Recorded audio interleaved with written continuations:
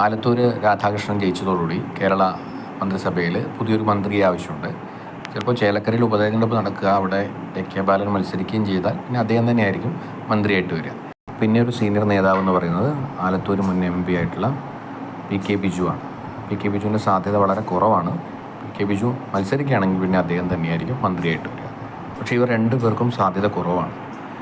എപ്പോഴാണ് ഈ ചേലക്കര മണ്ഡലത്തിൽ ഉപതെരഞ്ഞെടുപ്പ് നടക്കുക എന്ന് നമുക്ക് പറയാൻ പറ്റില്ല. അത് വളരെ വൈകിയാണ് നടക്കുന്നതെങ്കിൽ അത്രയും കാലം ഇദ്ദേഹത്തിൻ്റെ വകുപ്പ് ആര് കൈകാര്യം ചെയ്യും, അത് ഏതെങ്കിലും മന്ത്രി ഏറ്റെടുക്കുമോ എന്നുള്ളതൊക്കെ അനിശ്ചിതത്വമുണ്ട്. കാരണം പ്രധാനപ്പെട്ട വകുപ്പുകൾ അദ്ദേഹത്തിനുള്ളതാണ്. ഇപ്പോൾ ദേവസ്വം വകുപ്പൊക്കെ അദ്ദേഹം കൈകാര്യം ചെയ്തതാണ്.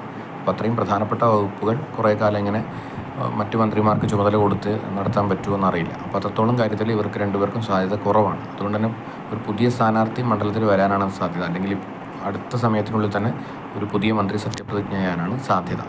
അതിൽ ഏറ്റവും സാധ്യതയുള്ളത് വയനാട്ടിലെ MLA ആയിട്ടുള്ള R കേളുവിനാണ്. അപ്പോൾ നമുക്ക് ആരൊക്കെയാണ് സംവരണ സീറ്റിൽ ജയിച്ച ഏതെങ്കിലും ഒരു MLA മന്ത്രിയായിട്ട് വരാനാണ് സാധ്യത. അപ്പോൾ അങ്ങനെയാണ് നമുക്ക് ഏതൊക്കെ മണ്ഡലങ്ങളാണ് CPM ജയിച്ചാലേ വരാൻ സാധ്യതയുള്ളൂ, അല്ലാതെ വരാൻ സാധ്യതയില്ലല്ലോ. അതുകൊണ്ട് CPM ജയിച്ച മണ്ഡലങ്ങൾ ഏതൊക്കെയാണെന്ന് നോക്കാം. ഒന്ന് ബാലുശ്ശേരിയാണ്, അവിടെ MLA സച്ചിൻ ദേവാണ്. പിന്നെ കോങ്ങാട് ശാന്തകുമാരിയാണ്. പിന്നെ തരൂര് സുമോദാണ് തരൂരുള്ളത്. ചേലക്കര നമുക്കറിയാം മത്സരിക്കണമത്ര. പിന്നെ CPM ജയിച്ച മണ്ഡലം എന്ന് പറയുന്നത് ആറ്റിങ്ങലാണ്. ആറ്റിങ്ങൽ അംബികയാണ്. അതുപോലെ മാവേലിക്കര അരുൺകുമാറാണ്. പിന്നെയുള്ളത് വയനാടാണ്. വയനാട്ടിൽ മാനന്തവാടിയിൽ R കേളു.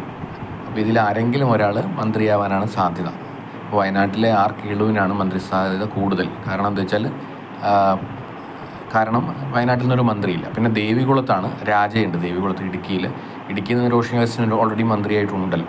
അതുകൊണ്ട് തന്നെ വയനാട്ടിനൊരു മന്ത്രി ഇല്ലാത്തതുകൊണ്ട് തന്നെ വയനാട്ടിൽ നിന്നൊരു മന്ത്രി ഉണ്ടാവാനാണ് സാധ്യത. അങ്ങനെയാണെങ്കിൽ മാനന്തവാടി MLA R കേളുവിനാണ് കൂടുതൽ സാധ്യത.